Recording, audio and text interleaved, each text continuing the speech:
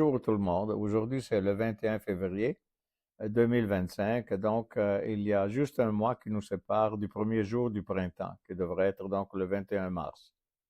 Le printemps, ça paraît vraiment très loin à juger par les rues pleines de neige, mais quand même, on a eu une tempête assez solennelle, si on peut dire, assez comme ça, gigantesque, avec 75 centimètres de neige.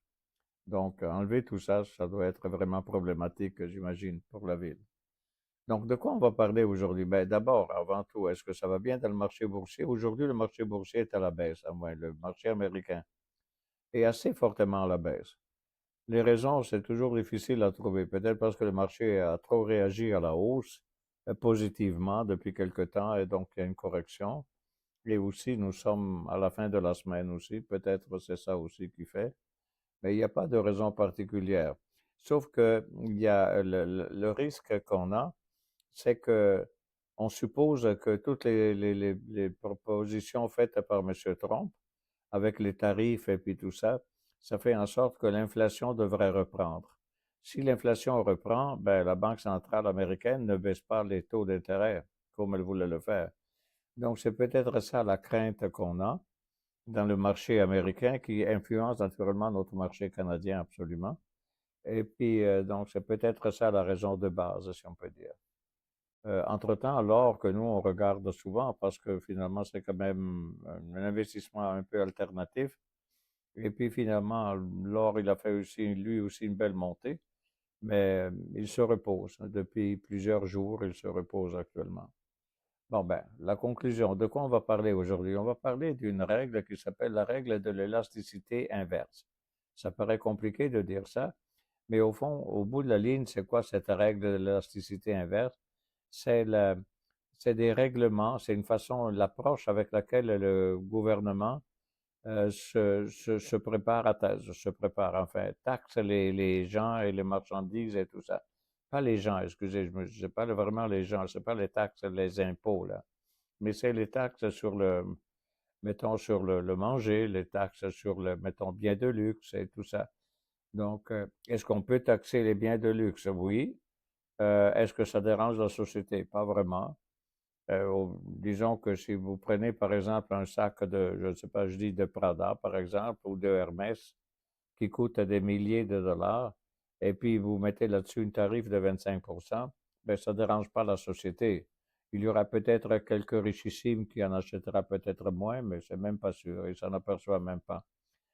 Donc, ça, c'est la taxation, finalement, c'est la taxe, mettons, ben, sur des produits de luxe, ne dérange pas la société. Tandis que, par exemple, une taxe sur le beurre, par exemple, ou sur les œufs, ou sur la viande, finalement, ça finit pour déranger pas mal. Les gens sont obligés de manger moins ou de, voilà. Donc, c'est là-dessus, la règle de l'élasticité inverse. Enfin, c'est une terminologie un peu étrange, mais finalement, ça touche à ce sujet-là. Donc, définition. La règle de l'élasticité inverse est un concept économique qui aide à déterminer la répartition, voyez-vous, la répartition optimale des taxes entre les biens ou services. L'objectif est de comprendre comment la taxe optimale peut être affectée par l'élasticité de la demande d'un bien. Donc, notez bien, comprendre comment la taxe optimale peut être affectée par l'élasticité de la demande d'un bien. Donc, si un bien est beaucoup désiré par les gens, mais il est superflu pour la vie qu'on vit. Donc, dans ce sens-là, ben là, la taxe, ça va se mettre là. La taxe, il y a une taxe optimale là-dessus. Tandis que s'il s'agit, encore une fois, comme on a dit, des biens de base que tout le monde doit acheter pour vivre et puis tout ça, ben là, naturellement, il n'y a pas d'élasticité finalement dans les taxes. Il n'y a pas de taxation autant que possible. La page suivante qui vous montre le concept d'élasticité de la demande. Donc, l'élasticité prix de la demande, c'est la mesure de la sensibilité de la quantité demandée d'un bien par rapport à une variation de son prix. Donc, la formule, voyez-vous, elle est simple, c'est le pourcentage de changement de la quantité demandée divisé le pourcentage de changement du prix. Donc, les types d'élasticité, donc si c'est le petit signe là comme une flèche sur la droite, là, élasticité prix euh, supérieure, parce que la petite flèche, ça veut dire supérieur, quand il va de gauche à droite, et quand il va de droite à gauche, ça représente le contraire, c'est-à-dire moins grand que. Donc, les types d'élasticité. Élasticité prix, si c'est supérieur à 1, la demande est élastique. Donc, on peut taxer puis tout ça. L'élasticité prix avec inférieur à 1, c'est la demande est inélastique, c'est-à-dire on ne peut rien faire, parce que autrement, ça nuit à la société et au consommateur et puis tout ça. L'élasticité prix dans lequel c'est égal, finalement, c'est égal à 1, la demande est unitaire. Ça serait le parfait finalement. Donc, la règle de l'élasticité inverse, le principe. Pour maximiser le revenu fiscal, les gouvernements devraient taxer plus fortement les biens dont la demande était inélastique, c'est-à-dire où l'élasticité est faible. Explication, si la demande d'un bien est inélastique, une augmentation de prix due à une taxe entraînera une faible réduction de la quantité demandée, permettant ici de générer plus de revenus sans trop réduire la consommation.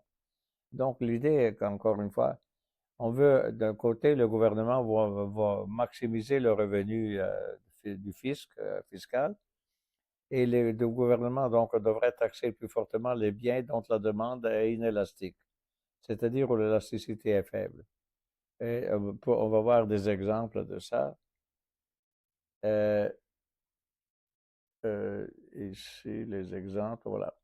Exemple pratique. Taxation des biens de luxe. La demande est inélastique. Ce n'est pas le prix qui fait que les gens consomment plus ou moins de Hermès. Donc, taxation des biens de luxe, demande inélastique, versus taxation des biens de première nécessité. La demande est plus élastique.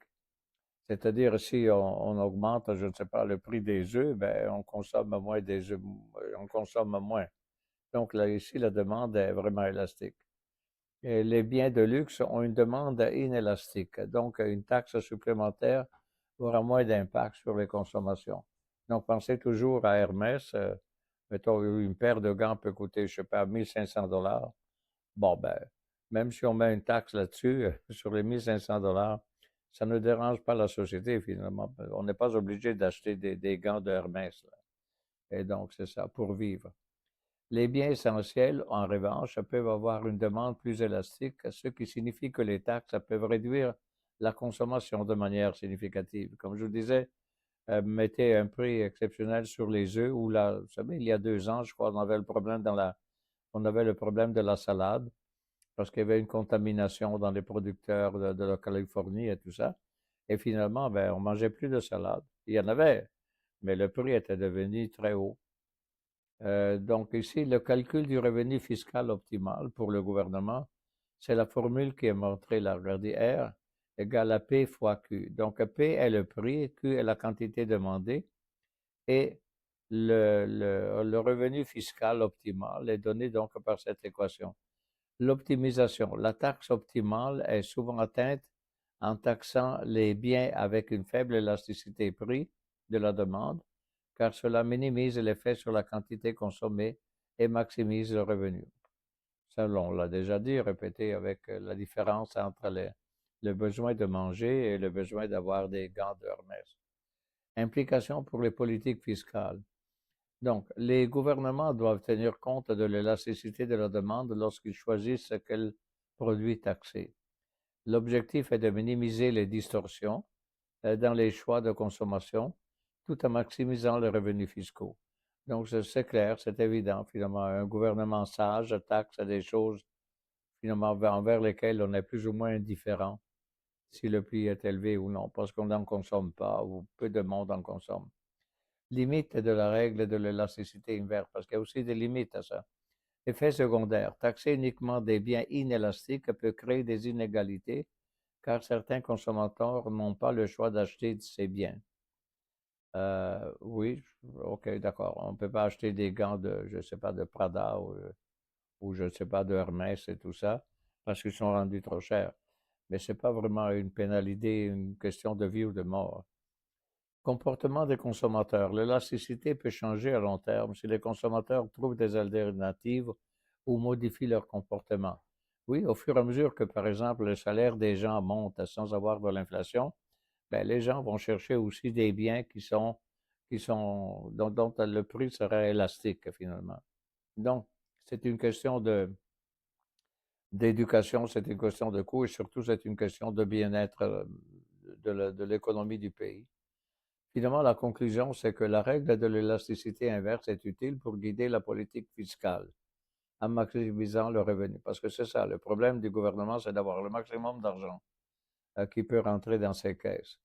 Et puis, et donc, il y a comme guide, elle doit taxer. Donc, elle va taxer ce qui est finalement moins indispensable pour vivre. Les taxes, ça doivent être choisies en fonction de l'élasticité de la demande pour atteindre les objectifs fiscaux sans créer trop de distorsions sur le marché. Finalement, on continue à répéter les mêmes choses, mais voilà, c'était tout. Donc, c'est un sujet intéressant. Je pense que tout le monde convient là-dessus. C'est facile quand même à comprendre. Est-ce que les gouvernements vraiment comprennent ça? Est-ce que vraiment les hommes politiques ils sont vraiment portés à comprendre tout ça? Ça, c'est une question de parti politique, c'est une question de priorité des électeurs et puis tout ça. Et voilà, et c'est tout pour la journée. Donc, au revoir, à la prochaine, à la semaine prochaine.